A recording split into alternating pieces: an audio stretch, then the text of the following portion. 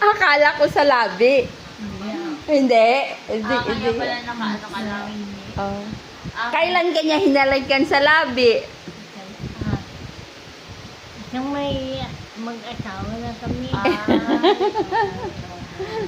So, nang hinalikan kanya sa face, ano, kinilig ka o hindi ka nakatulog? Ano? Hindi naman Ano? Bakit hindi ka makatulog naman? Sa kilig. Hindi naman. Tapos nang hinalikan ka ba ni Papa, nakakita ka ng star. Wala.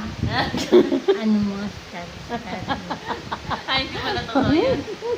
Akala ko kasi nang hinalikan ka, nakakita ka agad ng star. Or tumibok ang puso, ganon. Simple yung paggaling mo tumibok ako po. Simple mo. Mag-ano ka kung hindi na ano. Oo. Tapos anong klaseng tibok ng puso? Ambot, simwa. Nanay ko, kinikilig pag ini-interview tungkol sa paghalik ng papa ko sa kanya. Lag mo naman.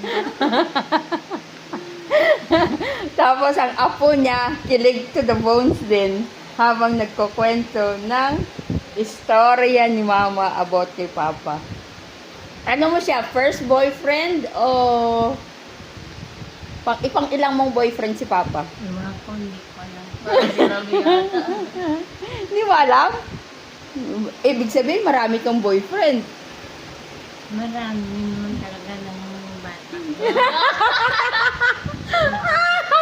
Wow, ganda, ganda. Ang laba ng hair! Ba talaga? Ang long hair ng nanay ko.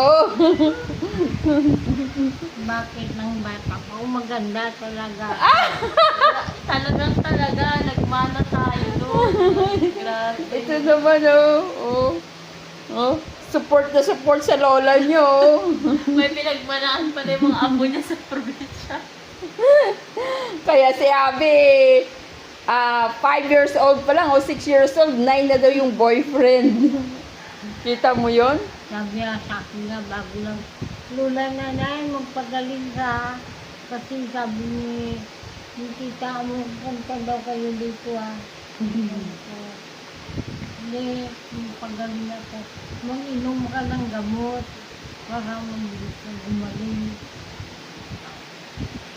Hindi kanya, nakakasurvive na siya. Kasi si Papa, pag-gawa ka ng kusina.